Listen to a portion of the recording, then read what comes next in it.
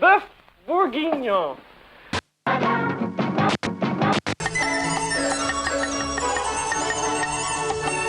إذا 5 years ago, a man's fantasy became reality. I was in a cranky mood after my last restaurant closed and felt no reason not to tell the truth about a business I both love and have mixed emotions about. Pay you by...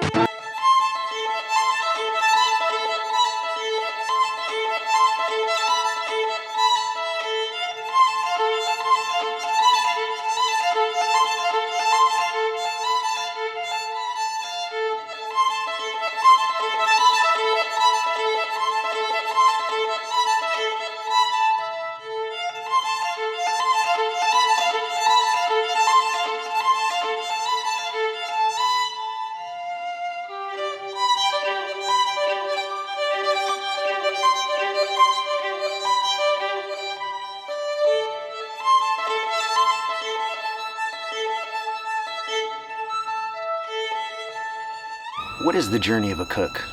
What inspired you to cook? Did it come from cooking as a kid with a family member? Did you watch a TV show and get inspired to cook at home? Did it inspire you to go to culinary school?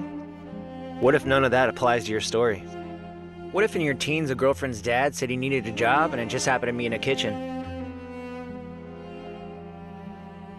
Fast forward a few decades later, a few different cuisines, different states and cities, and you basically grown up and learned life in the industry.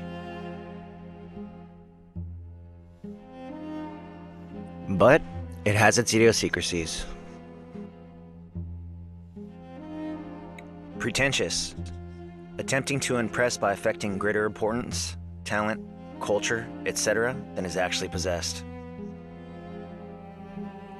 Arrogance, belittling, rudeness, barking, yelling. All of these things I've been 100% guilty of being and doing. But why? Where does this tempo come from and why do we emulate it?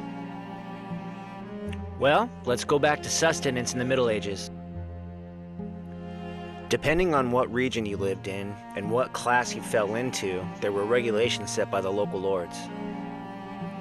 Maybe your family lived off of what animals you had and what you were able to grow. Or maybe you came from nobility and had laborers. One middle role that could possibly get you closer to earning the title of nobleman would fall under the squire or apprentice category as infant de cuisine or kitchen boy.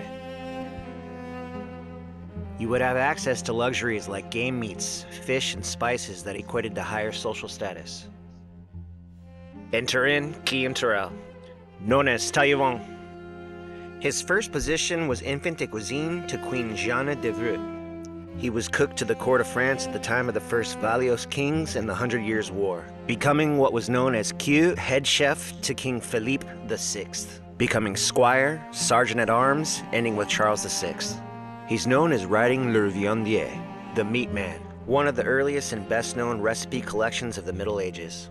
The proper way to present a dish, using spices, and the importance of separating meat and fish from sauces when preparing a dish. It's said that the earliest version of this work was written 10 years before Terrell's birth. It was common for medieval recipes to be plagiarized.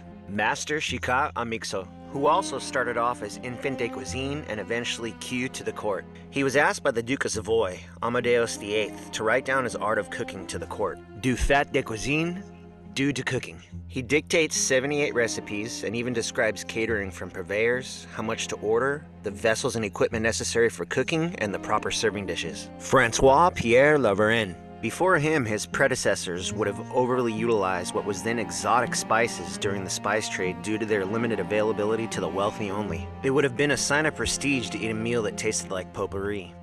There's even an account of someone floating precious gems in their stock, as these spices and gems were also thought of as medicinal. Le Cuisinier François, the French chef. Written for the professional audience. Varenne steers away from heavy spices and focuses on local herbs like parsley, thyme, bay leaf, chervil, sage, and tarragon.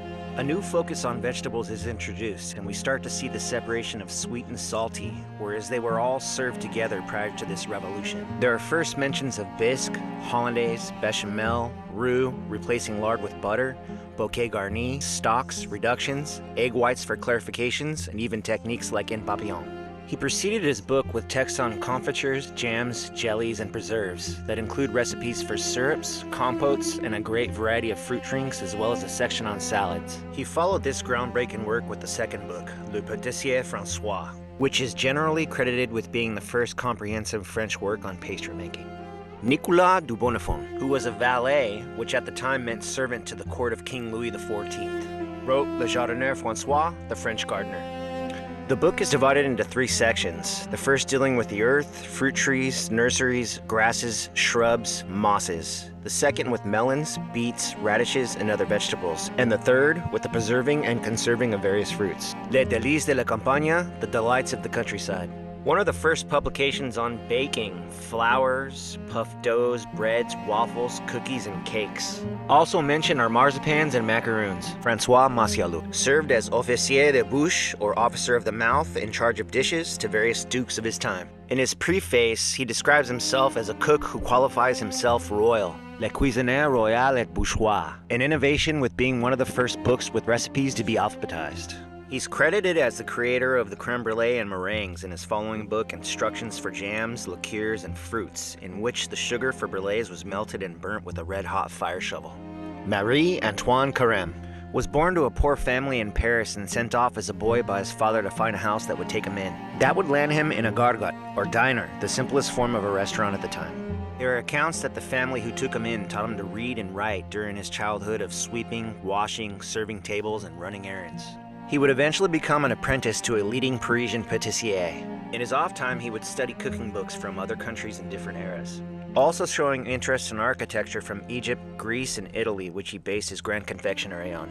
He's noted as either inventing or refining choux dough, vol au vent, profiteroles, and millefeuilles. He would extend his knowledge to cover all aspects of cooking, codifying the mother sauces and designing both the toque and chef coat. Georges Auguste Escoffier. At the age of 12, his father took him out of school to start an apprenticeship at his uncle's restaurant, Le Restaurant François. It's said that his uncle bullied and swatted at him, and his small stature made him even more of a target. He was too short to open oven doors and eventually wore boots with built-in heels. At the age of 19, he was hired on as commis rôtissier at Le Petit Moulin Rouge in Paris. However, only months after, he was called to active military duty, where he was given the position of army chef. After 7 years of active duty, he would return and open Le Faisan d'Or, and on to the Ritz in Monte Carlo and later Hotel Savoy in London. Kitchens before this were rampant with drinking and violence. He would develop what we know of today as the brigade system based off of his time spent in the military. He would banish drinking, demand cleanliness, discipline, and silence from his staff, elevating the industry from what it once was. Maybe there's a chef whose technique you swear by. The truth is that every chef has studied his predecessors, followed suit, and fine-tuned what he thought could be better. None of which are overnight success stories or the end-all to all cuisine. There are so many other cultures that have made huge contributions to the culinary world that deserved their praise in marking flavor profiles. One can learn to cut and break down proteins under a master, yet another master from a different region can open up a completely different world of technique. Once you get into the mechanics and the heart of the kitchen, its purpose is to make money and provide a service within its means. Somewhere between the former and the latter is where leadership either shines or dampens its entity. There's a shift happening in the industry that I think is important. We've all watched shows that glorify bulldog personalities. I don't think it's necessary. In fact, I think it's counterproductive making anyone walk on eggshells. I was a hardcore alcoholic. Grew up 20 minutes away from Tijuana, Mexico and San Diego, where getting jumped or punched in the face wasn't uncommon. One of my first memories in the kitchen was burning a stock pot of pomodoro, getting a plate thrown at me, and getting kicked out of the kitchen. It would go on to squaring up on the line, being hemmed up by the chef coat, making servers cry, and more plates thrown in many other kitchens. Somewhere around my 20th year in the industry, my alcoholism finally got the best of me, and I broke down. I wanted to end it. Depressed and out of my mind, the chef owner of the restaurant I worked at the time told me to come in anyways. So I don't even care if you don't work, just stand next to me. He said focus on being a culinarian and not so much about being a chef. I wouldn't know how much of an impact that would have on me until a few years later when I eventually moved out to the wine country. I humbly took on entry-level positions wanting to be better. In full circle, I saw execs demean sous demean line cooks, and line cooks emulating that with each other. The hardest part is trying to explain to the younger and newer generation that this isn't the way it needs to be when they're being taught by shows and then by reputable names that this is the way it is. So, how do you change the cycle and temperament that's encoded into our industry's DNA? It has to start from the top with everybody being on board. And those in charge have to give patience and create an environment of camaraderie and creativity. Not just in making better cooks, but personal growth outside of the food. The question is, if you train that into the younger cooks, will it stick? Maybe one has to go through adversity and failures in order to find humility. There's knowledge in making mistakes, and a good leader will see that because of his own. Those that have more time also have to evolve, because in my humble opinion, by staying the same, you plateau. And these things, they don't happen overnight. For now, it's off to a place that doesn't rely on foot traffic. No roads lead here. The culinary garden is our duty, and foraging is encouraged. Camaraderie doesn't happen overnight, but if a team feels like a family, that spills out into the guest experience.